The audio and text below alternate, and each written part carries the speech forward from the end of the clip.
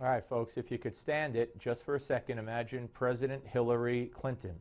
And for various reasons, that may not be very palatable. But could Hillary actually make Obamacare worse? Well, Betsy McCaughey wrote that in the New York Post, and she joins us. And she, of course, is chairman of the Committee to Reduce Infectious Deaths. Hello. Nice to see you. Nice to see you. And yes, Hillary could make it worse. And the reason this is relevant is that a new Washington Post ABC poll shows that Hillary is by far the leading contender for the Democratic nomination at 61%. The next nearest is Joe Biden at 12%, and then Elizabeth Warren at 11%. So right now, Hillary Clinton is the assumed nominee. That could change. Right. All right. So how could she make it worse, though, especially with a Republican Congress, if it's still there? That's right. She would have to get anything through Congress. Yeah. But let's look at what's in her mind. Let's take a window into her thinking. Because it was Hillary Care. That's right. Yeah. Hillary Care back in November of 1993, all 1,362 pages of it, and it was far more coercive than Obamacare. I'll give you 3 examples. Obamacare is using ads and street fairs to try to get people to sign up. And sure, there's a penalty, but the Congressional Budget Office says 90% of the people who don't sign up aren't going to pay the penalty. There are so many exemptions, right? Mrs. Clinton would not have taken no for an answer under her plan. You were involuntarily signed up whether you liked it or not. And if you didn't pay the premium, your wages could be garnished, according to testimony she gave to a House committee. So there was no saying no to Mrs. Clinton. In order just to go to a doctor, you had to be enrolled or get enrolled on the spot. It was literally against the law under Hillary Clinton's plan. For a doctor to put to service a patient.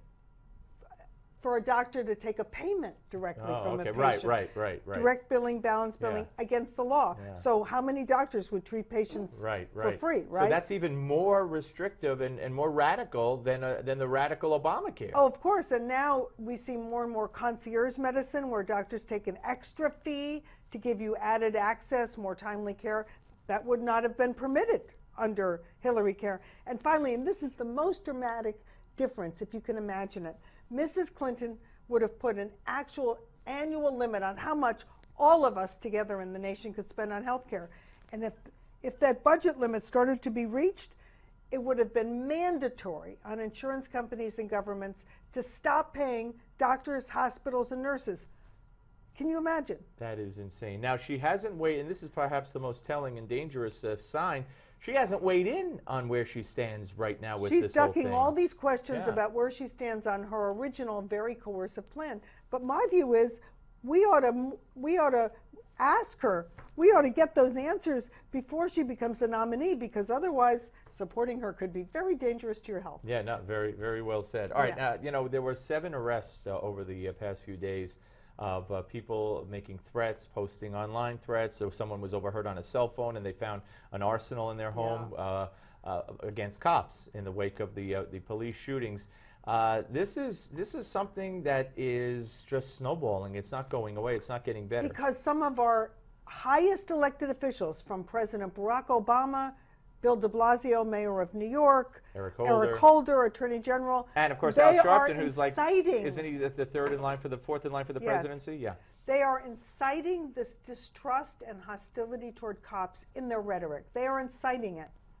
Yeah, no, absolutely. When Barack Obama said he thought it was good that the basketball players were wearing "I Can't Breathe" T-shirts, and Mayor de Blasio was saying his son is more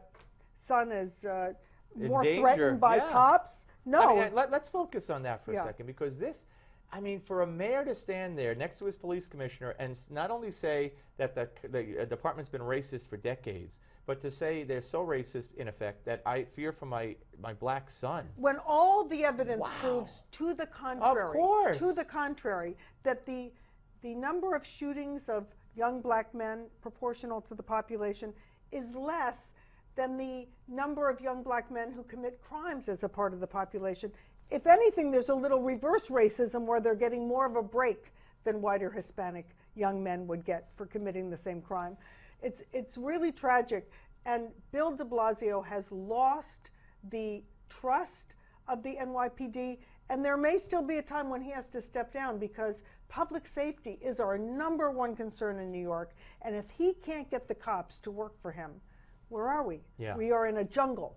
Absolutely. And, you know, you harken back to the way it used to be in this city back under David Dinkins, if you want to go back to Lindsay, and how the public ever voted in de Blasio. And by the way, nationally, Eric Holder's guidelines for cops, Oh, which yeah. is being challenged in one court after another, Yeah. it literally cuffs It them ties their so they hands. cannot protect the Yeah. public Or themselves. against evildoers. Or themselves. Right. And then the natural extension of that is to just not police the way that you want to police. All right.